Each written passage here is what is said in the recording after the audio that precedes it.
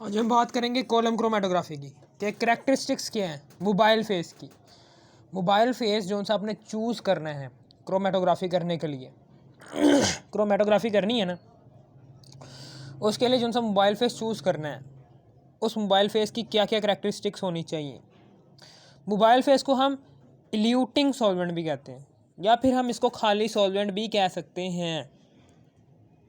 ठीक है ना, 3 नाम है मोबाइल फेस के, या तो मोबाइल फेस कह लो, या फिर इसको इल्यूटिंग सॉल्वेंट कह लो, या फिर आप इसे सॉल्वेंट कह लो। ठीक है, आगे है विस्कोसिटी। विस्कोसिटी किसे कहते हैं? विस्कोसिटी गाढ़ेपन को कहते हैं। कि मोबाइल फेस जो सा चूज़ करना है उसकी करैक्टरिस्टिक्स के बारे में डिस्कस करने जा रहे हैं। सबसे पहले इसकी करैक्टरिस्टिक्स है, पहला पॉइंट है कि विस्कोसिटी क्या है। विस्कोसिटी यानी कि गाढ़ापन, कि मोबाइल फेस कितना गाढ़ा होना चाहिए। ठीक है ना, समझ आ गई आपको? उसे कहते हैं विस्कोसिटी, किसे कहते हैं? गाढ़ापन को, गाढ़ेपन को। सबसे पहले करैक्टरिस्टिक्स है जी विस्कोसिटी की, गाढ़ेपन की। विस्कोसिटी गाढ़ापन इसकी है, ये है जी सबसे पहले करैक्टरिस्टिक्स किसकी? मोबाइल फेस की। ठीक है ना, सबसे पहले तो हम यहाँ पर ड्रॉ करने जा रहे हैं इसका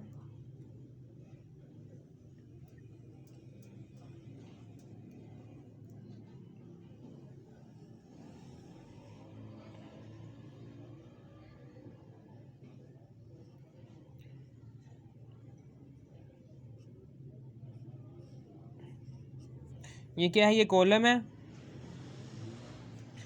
ये कॉलम है। ठीक है,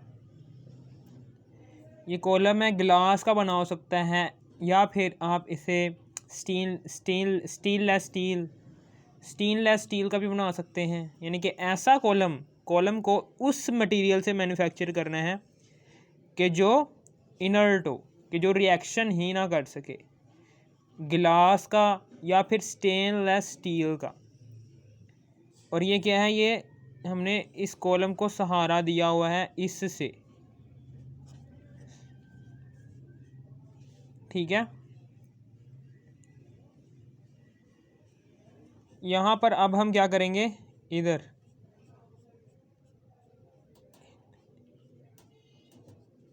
यहाँ पर अब हम इसको इस कॉलम के अंदर सबसे पहले तो इधर कॉटन डालेंगे।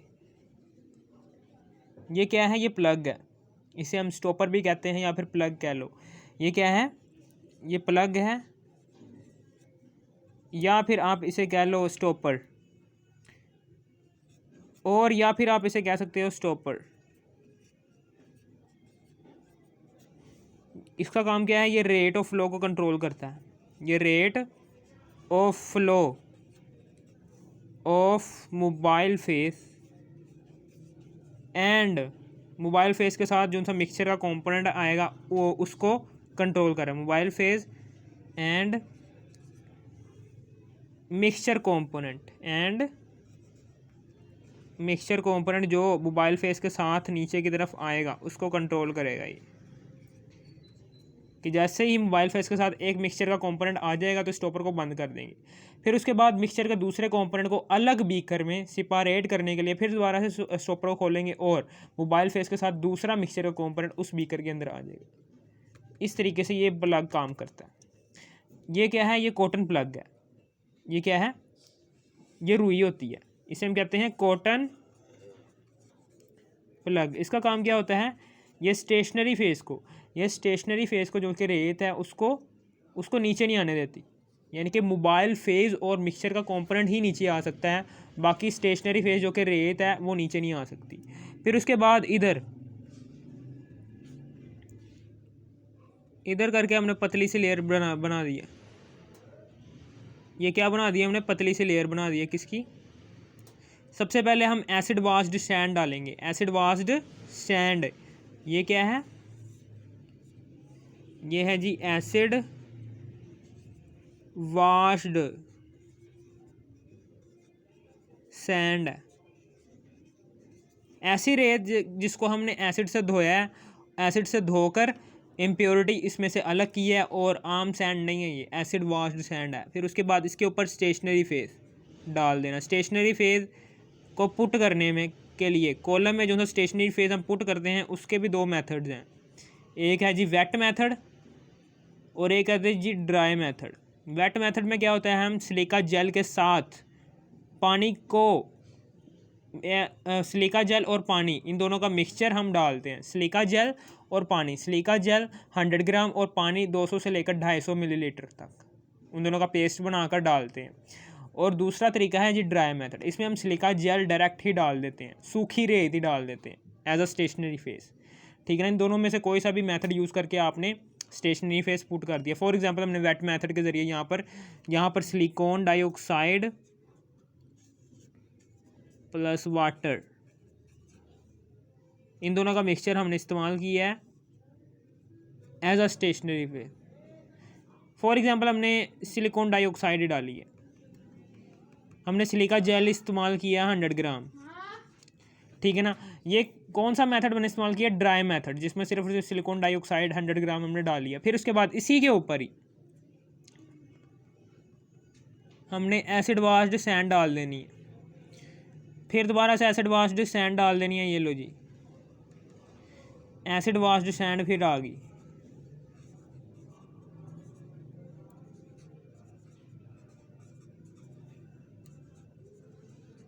फिर इसी के ऊपर हमने स्टेशनरी फेज, अब हम इसके ऊपर मोबाइल फेज डालेंगे और इसी की हम बात करेंगे कि इसके ऊपर जो सा हम मिक्सचर और मोबाइल फेज ने पीछे बात की थी कि हमने जो सा मोबाइल फेज है यानी कि जो सा हमने मिक्सचर को पुट करना है, सैम्पल एप्लीकेशन हमने बताया था मैंने, सैम्पल एप्लीकेशन के कैसे सैम्पल को पुट करना है।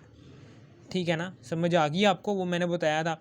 या तो आप सैम्पल के साथ या तो आप, मैंने उसमें पहला मेथड बताया था, सैम्पल को पहले वोलेटाइल सॉल्वेंट में डिज़ोल्व करना है, फिर उसके बाद उसके अंदर ही 100 ग्राम सिलिकॉन डाइऑक्साइड पुट कर देनी है।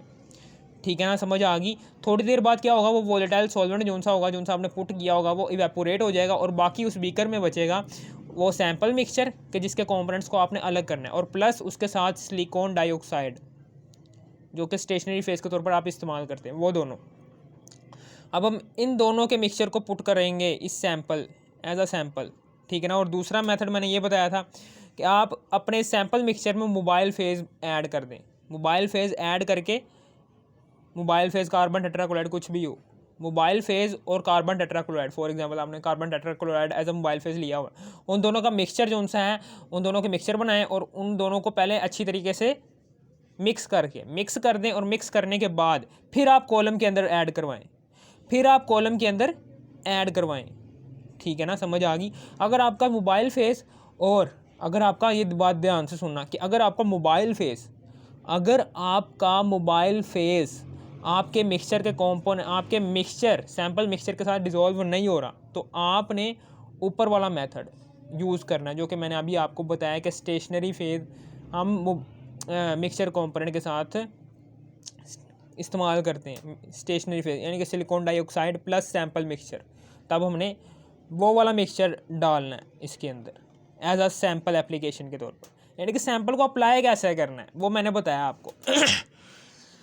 अब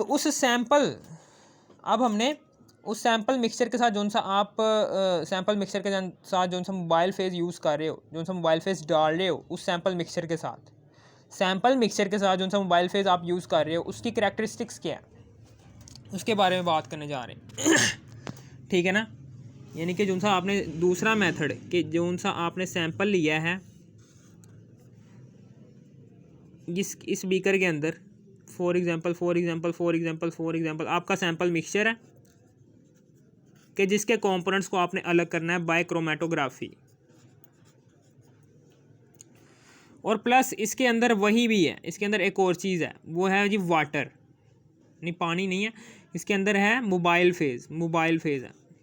आपने इस मोबाइल फेज़ की बात करनी है, इसकी मोबाइल फेज़ की बात करनी है कि मोबाइल फेज़ की करैक्टरिस्टिक्स क्या हों जो इसमें कॉलम के अंदर मिक्सचर के कंपोनेंट्स को डिस्ट्रीब्यूट करने में बहुत अहम किरदार अदा कर रहा है। पहली है जी विस्कोसिटी गाढ़ेपन को कहते हैं। फॉर एग्जांपल एक बीकर के अंदर शहद है और दूसरे बीकर के अंदर क्या है, पानी है। ठीक है ना, आप हमेशा याद रखना कि आप एक वक्त में शहद भी इतना भर रहे हो और पानी भी इतना भर रहे हो, यानी कि एक वक्त में आपने शहद भी 100 मिलीलीटर भरना है, 100 फॉर एग्जांपल 10 लीटर भरना है। एक वक्त में आपने शहद भी 5 लीटर भरना है और एक वक्त में आपने पानी भी 5 लीटर भरना है। ठीक है ना, समझ आ गई। तो शहद जो सा है वो ज़्यादा टाइम लगाएगा ऊपर से नीचे आने में, क्योंकि उसकी विस्कोसिटी, क्योंकि वो गाढ़ा ज़्यादा है, इसलिए वो ऊपर से नीचे की तरफ गिरने में टाइम लगाएगा। लेकिन पानी ज़्यादा टाइम नहीं लगेगा, ये आ जाएगा 1 मिनट में, ज़्यादा से ज़्यादा 1 मिनट लग जाएगा, या ज़्यादा से ज़्यादा 1.5 मिनट लग जाएगा। लेकिन ये जल्दी से आ जाएगा, 1 मिनट और 30 सेकंड लग जाएंगे, ये जल्दी से आ जाएगा। लेकिन इसको टाइम लगेगा, फॉर एग्जांपल 5 मिनट लग जाएंगे। इसी को ही कहते हैं विस्कोसिटी, गाढ़ापन, क्योंकि इसकी गाढ़ापन ज़्यादा है, इसलिए ये ऊपर से नीचे तेज़ी से हरकत नहीं करेगा। ये गाढ़ापन नहीं है, इसमें गाढ़ापन ज़्यादा नहीं है शहद, ये पतला सा होता है, इसलिए ये ऊपर से नीचे आसानी से ट्रैवल करता है और 1.5 सेकंड में अपने आपको 5 लीटर तक भर लेता है इस बीकर के अंदर। लेकिन इसको टाइम लगता है 5 मिनट तक।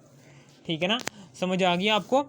अब हम क्या करेंगे, अब हम इस मिक्सचर को डालते हैं यहाँ पर। ये लो जी, सैंपल मिक्सचर और मोबाइल फेज आ गया। ये जो सैंपल मिक्सचर होगा इसके कंपोनेंट्स बन जाएंगे।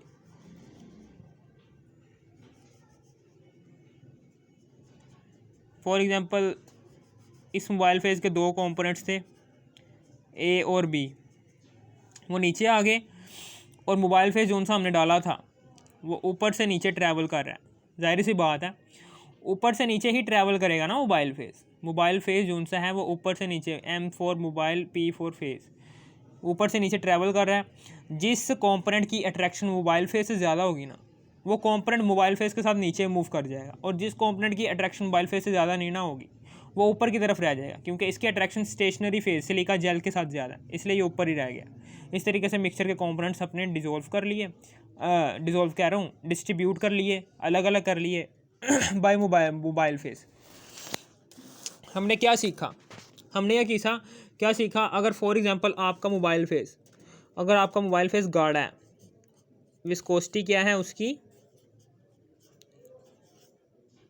गाढ़ा ज़्यादा है, तो फिर उसका रेट ऑफ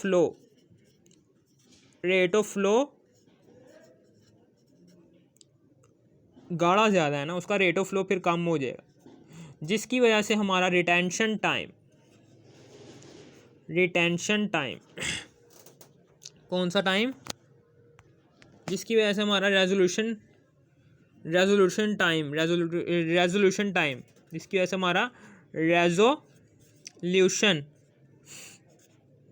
टाइम ये क्या हो जाएगा, ये बढ़ जाएगा। ठीक है ना, और हम ये नहीं चाहते, इसलिए हमने ऐसा ठीक है ना। और अगर आपका जो सा सॉल्वेंट है, अगर आपका मोबाइल फेज जो सा सॉल्वेंट है, जो सा आपने मिक्सचर के साथ ऐड करवाया हुआ है, सैंपल मिक्सचर के साथ जो सा मोबाइल फेज आपने यूज़ किया हुआ है, वो कुछ ज़्यादा ही पतला है, बहुत ही ज़्यादा पतला है, तो इसकी वजह से क्या होगा, आपका रेट ऑफ फ्लो बहुत ज़्यादा बढ़ जाएगा, यानी कि ऊपर से नीचे आने की बहुत ज़्यादा बढ़ जाएगा, यानी कि रेट ऑफ फ्लो ऊपर से नीचे बहुत ज़्यादा तेज़ रफ्तार से वो आएगा मोबाइल फेज, जिसकी वजह से रेजोल्यूशन क्या हो जाएगी, वो डिस्टर्ब हो जाएगी, रेजोल्यूशन पावर क्या हो जाएगी, डिस्टर्ब हो जाएगी, क्योंकि वो कंपोनेंट जो सा होगा, क्या पता वो कंपोनेंट साथ ना नीचे लेकर आए। मिक्सचर के 2 कंपोनेंट्स है ना, एक नॉन पोलर खसूसियत रखने वाला होगा जो कि मोबाइल फेस के साथ नीचे आना था, लेकिन मोबाइल फेस चूँकि पतला ज़्यादा है, इसलिए वो कंपोनेंट उसके साथ जल्दी से नीचे नहीं आ पाएगा। फिर मसला क्या होगा कि आपका मोबाइल फेस जो सा होगा वो जल्दी से नीचे आ जाएगा, लेकिन कंपोनेंट ऊपर ही रह जाएगा, जिसकी वजह से मिक्सचर के कंपोनेंट्स जो से हैं वो अच्छी तरीके से डिस्ट्रीब्यूट नहीं हो पाएंगे। ठीक है ना। ये जी रेजोल्यूशन पावर डिस्टर्ब हो गई। ठीक है ना, समझ आ गई आपको। ये था थोड़ा सा टॉपिक विस्कोसिटी का ये टॉपिक था। फिर आगे है जी प्योरिटी। प्योरिटी की बात करने जा रहा हूँ। प्योरिटी क्या चीज़ होती है? प्योरिटी, अगर आपका जो सा मोबाइल फेस है वो क्या है, वो प्योर है,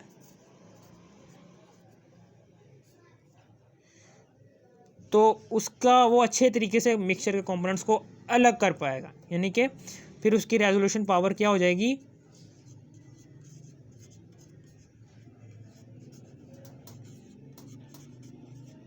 बेटर हो जाएगी, अच्छी हो जाएगी। लेकिन वही अगर आपका मोबाइल फेस क्या हो, इम्प्योर हो, यानी कि मोबाइल फेस आपने कोई ऐसा चूज़ कर लिया, फॉर एग्जांपल मोबाइल फेस आपने कोई ऐसा चूज़ कर लिया फॉर एग्जांपल जिसके अंदर इम्प्योरिटी थी, कार्बन टेट्राक्लोराइड फॉर एग्जांपल आपने यूज़ किया मोबाइल फेस, अच्छा मोबाइल फेस है, लेकिन इसके साथ कोई दूसरी इम्प्योरिटी आ गई है, कोई भी ऐसी इम्प्योरिटी जो मोबाइल फेस के अंदर आ जाए, चाहे वो रेत की तरह की इम्प्योरिटी हो, चाहे वो ऐसी इम्प्योरिटी हो कि जो इस मोबाइल फेस को इम्प्योर कर दे, पहले जैसा ना रहे, तो इससे क्या होगी, आपकी रेजोल्यूशन पावर में डिस्टर्बेंस क्रिएट हो जाएगी। रेजोल्यूशन पावर क्या हो जाएगी, आपकी डिस्टर्ब होना शुरू हो जाएगी।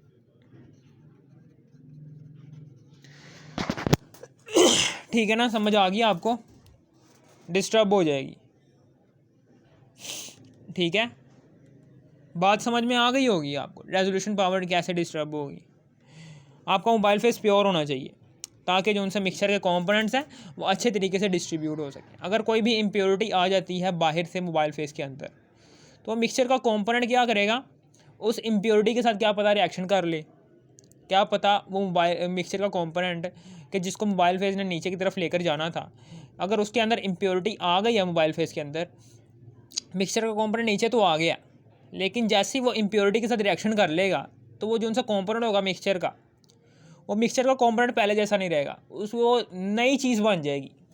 ठीक है ना, यानी कि मोबाइल फेस आपका इम्प्योर नहीं होना चाहिए, सिर्फ और सिर्फ प्योर लें, कोई इम्प्योरिटी ना हो बीच में। ठीक है ना, अब हम आगे की बात करने जा रहे हैं टॉक्सिटी की। टॉक्सिटी क्या होती है, mobile face should be less toxic. Mobile face क्या होना चाहिए, बहुत ही कम जहरीला होना चाहिए, बहुत ही कम जहरीला। For example acetone, carbon tetrachloride. ठीक है ना, ये सारे के सारे क्या है, मोबाइल फेस है जो आप मिक्सचर कंपोनेंट सैंपल मिक्सचर के अंदर डालते हो। ठीक है ना, मोबाइल फेस, अब इसी की ही मोबाइल फेस की थोड़ी बहुत और है, mobile face is easily available. Mobile face कौन सा है, वो आसानी से दस्तयाब होना चाहिए, हो जाना चाहिए, मुश्किल ना हो उसके ढूंढने में, टाइम ना लगे। दूसरा पॉइंट है कि हाई रेजोल्यूशन पावर, यानी कि मेरे कहने का मतलब क्या है, रेजोल्यूशन पावर का मतलब क्या है, रेजोल्यूशन का मतलब आपको पता चल गया होगा कि रेजोल्यूशन क्या होता है, डिस्ट्रीब्यूशन, यानी कि मिक्सचर को उनके अपने अपने मिक्सचर के अंदर जितने भी कंपोनेंट्स एग्जिस्ट कर रहे हैं वो सारे के सारे कंपोनेंट्स में मिक्सचर को डिवाइड कर देना इन कॉलम, इसको हम कहते हैं रेजोल्यूशन। ठीक है ना, रेजोल्यूशन कहते हैं। रेजोल्यूशन किसे कहते हैं कि मिक्सचर के अंदर जितने भी कंपोनेंट्स एग्जिस्ट कर रहे हैं उन सारों को कॉलम के अंदर अलग अलग कंपोनेंट्स में डिवाइड कर देना। मिक्सचर फॉर एग्जांपल 2 कंपोनेंट्स हैं यहाँ पर मिक्सचर के, तो मिक्सचर को 2 कंपोनेंट्स में डिवाइड कर दिया हमने, एक कंपोनेंट नीचे आ गया, एक कंपोनेंट ऊपर चला गया, इसको हम कहेंगे रेजोल्यूशन पावर। ये हमने ऐसा मोबाइल फेस चूज़ करना है कि जिसकी रेजोल्यूशन पावर क्या हो, अच्छी हो, यानी कि वो जो आसानी से मिक्सचर के कंपोनेंट्स को डिस्ट्रीब्यूट कर दे, टाइम ना लगाए और जल्दी से कर दे। ठीक है ना, ही ज़्यादा पतला हो ना ही ज़्यादा गाढ़ा हो, नॉर्मल सा हो और जल्दी से आपके मिक्सचर के कंपोनेंट्स को डिस्ट्रीब्यूट कर दे इन कॉलम, इसी को ही हम कहते हैं high resolution power. Hit and trial method से आप मोबाइल फेस का चूज़ कर सकते हो। मोबाइल फेस को चूज़ करना ही आपका कारीगरी है। अगर आपने मोबाइल फेस चूज़ कर लिया तो आगे क्रोमेटोग्राफी करनी है आपके लिए कोई मुश्किल काम नहीं है। मोबाइल फेस को चूज़ करना ही आपके लिए एक टास्क होता है, इसको आप हिट एंड ट्रायल मेथड के ज़रिए चूज़ कर सकते हो। आपको सारे के सारे मेथड्स मैंने बताया हुए कैसे मोबाइल फेस को चूज़ करना है आपने। ठीक है ना, समझ आ गई आपको। और फिर उसके बाद आगे यही मैंने बताया था कि मोबाइल फेज़ रिएक्टिव नहीं होना चाहिए, मोबाइल फेज़ के अंदर इम्प्योरिटी नहीं होनी चाहिए, मोबाइल फेज़ जो सा है वो जल्दी से ऊपर से नीचे की तरफ हरकत करे और मिक्सचर के कंपोनेंट्स को आसानी से डिस्ट्रीब्यूट कर दे। मोबाइल फेज़ सस्ता होना चाहिए। ये सारे के सारी मैंने आपको हिट एंड ट्रायल मेथड मैंने सब कुछ आपको डिस्कस बताया हुआ है। मोबाइल फेज़ जो सा होना चाहिए, mobile phase should separate the components of mixture accurately, यानी कि मोबाइल फेज़ को चाहिए कि वो मिक्सचर के कंपोनेंट्स को आसानी से डिस्ट्रीब्यूट कर दे। ये वही है, हाई रेजोल्यूशन पावर का ही पॉइंट आ गया नीचे, ठीक है ना। फिर आगे है जी the compatibility of mobile phase with mixture, यानी कि मोबाइल फेज़ की मिक्सचर के साथ, मोबाइल फेज़ की मिक्सचर के साथ कंपैटिबिलिटी वो क्या होनी चाहिए, इज़ वेरी इंपॉर्टेंट फैक्टर। यानी कि जो सा मोबाइल फेज़ है, मोबाइल फेज़ को चाहिए कि वो मिक्सचर के अंदर, मिक्सचर कंपोनेंट के अंदर आसानी से हल हो जाए, या फिर वो मिक्सचर के कंपोनेंट को आसानी से सेपरेट कर ले इस कॉलम के अंदर, ठीक है ना। समझ आ गई आपको। मोबाइल फेज़ ऐसा होना चाहिए कि जब हम सैम्पल मिक्सचर तैयार करें, सैम्पल मिक्सचर के अंदर जैसे हम मोबाइल फेज़ ऐड करें, जो हम कार्बन टेट्राक्लोराइड ऐड करवा रहे हैं, तो वो आसानी से सैम्पल मिक्सचर के अंदर हल हो जाए। और दूसरा ये कि वो मिक्सचर के उस कंपोनेंट को कि जिसके अंदर नॉन पोलर खसूसियत ज़्यादा है, उसको अपने अंदर डिज़ोल्व करने की सलाहियत अच्छी रखे, ठीक है ना। ज़ाहिर सी बात है कि नॉन पोलर अगर सॉल्वेंट है, carbon tetrachloride non polar solvent है, तो इसके अंदर मिक्सचर का वही कंपोनेंट आएगा जो नॉन पोलर खसूसियत रखता होगा, और जिनसे पोलर खसूसियत रखता होगा कंपोनेंट वो ऊपर रह जाएगा, जो कि स्टेशनरी फेज़ रोक लेगा उसे।